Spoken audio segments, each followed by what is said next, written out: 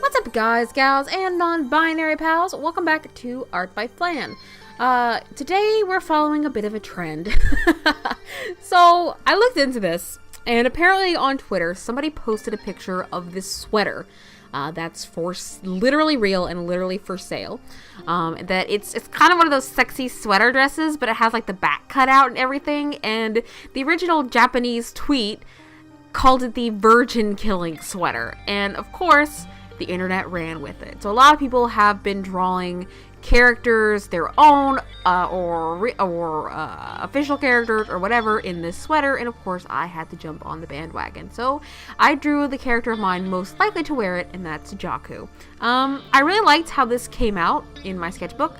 The sketch was really nice. I was really pleased with it. I did color it traditionally with markers, and I inked it and stuff, and I think the traditional version came out looking like garbage. The ink with the sketch was great. The inks were great.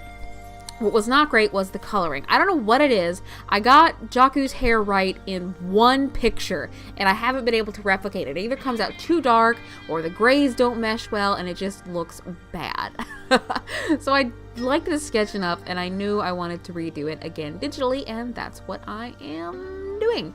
I originally tried to give her, because Jaku's supposed to be kind of chunky, and you know, she's curvy, she's got them hips, she's got, you know, a little belly roll. I try to draw that, and I always end up just not doing it, and I feel bad about that. But I tried to give her like back rolls there, like some Alyssa Edwards back rolls, but it wasn't looking great, so I scrapped the idea, and just made her hippie and curvy that way. But yeah, I'm definitely pleased with how this came out. Gosh, the line work segment of this was so long.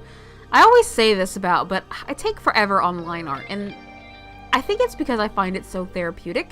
I really do enjoy doing line art both digitally and traditionally, which is why I just do so much of it.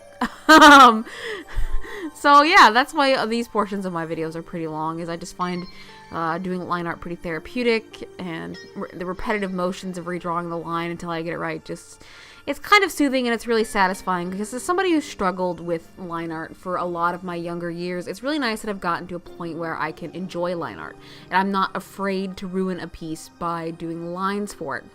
Like when I go through my old DeviantArt to find old art for my videos, I notice a lot in the posts where it's just a sketch or something, I comment like, oh, I didn't want to ink this because I was afraid I ruined it. And now I look at my stuff and go, I can't wait till this is inked. It's going to look great. Especially because I got a new brush pen.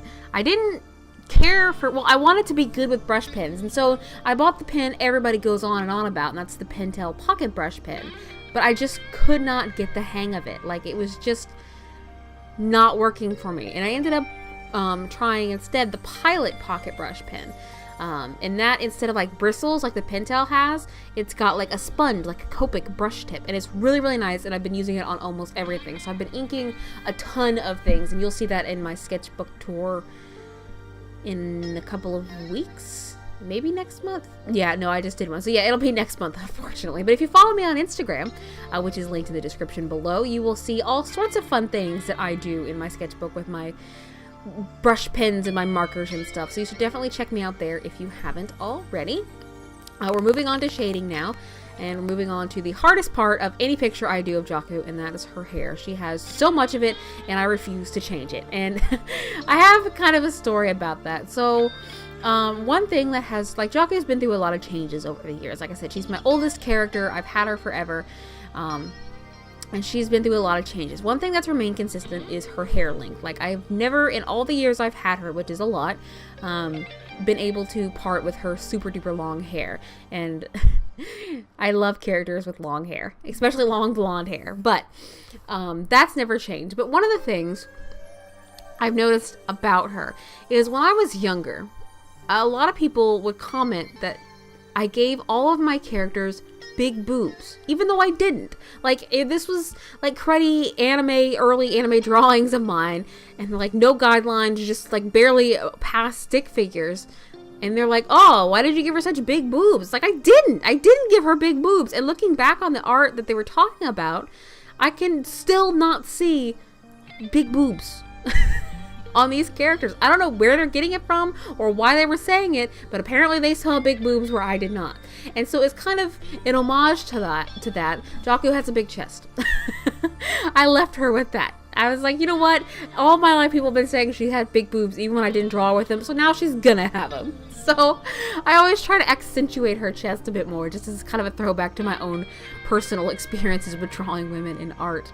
And as for her body type, Jaco was always this sort of ideal for me. Like, this is the kind of body I wanted, and I wanted to be as pretty as her, and she was kind of a self-insert for, you know, my wildest fantasies. But now that, you know, I kind of outgrew that and she became her own person, I wanted her to not be thin. Because I always, you know, in a way, like, I always drew her, like, stick thin.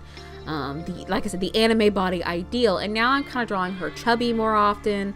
Like I said, her chest is big, she's got thick thighs, she got hips and thighs, and she don't discriminate against pies, and I love where she's at right now. I love how she's evolved, and I'm glad my favorite and oldest character is still around and bringing me such joy into my life.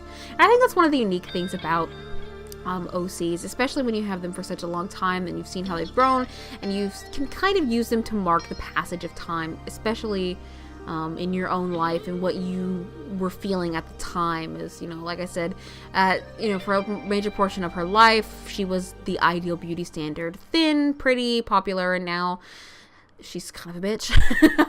But, you know, she's my idea of what's beautiful has changed, and with it, so has she. And I think that's pretty darn spiffy. So I'm just shading the actual sweater here, the virgin killing sweater. I kind of wish, you know, I think I do. I lined the, like, folds of her sweater, and I ended up eventually just taking the line art portion of those out. I had it on a separate layer from the rest of her and just leaving her shadows, and that kind of gave it more of a softer look. And so I'm just taking it into Photoshop here and tweaking all the colors and stuff and adding in those final bits and details. You can see me trying to you get like a nice blend on her shadows, like I can do in Tool SAI, because the blur tool in there is fantastic. But the one in Photoshop, I can't get a good one to work like that. So I was just trying out different brushes, and that's what you saw there. So we're just putting in the final bits of shading, and we should be shifting on into the final piece. If you like what you see, don't forget to click that like button. You can always subscribe and get a new video from me every single week. And don't forget to leave a comment in the boxes down below. Thank you guys so much for watching. Bye-bye.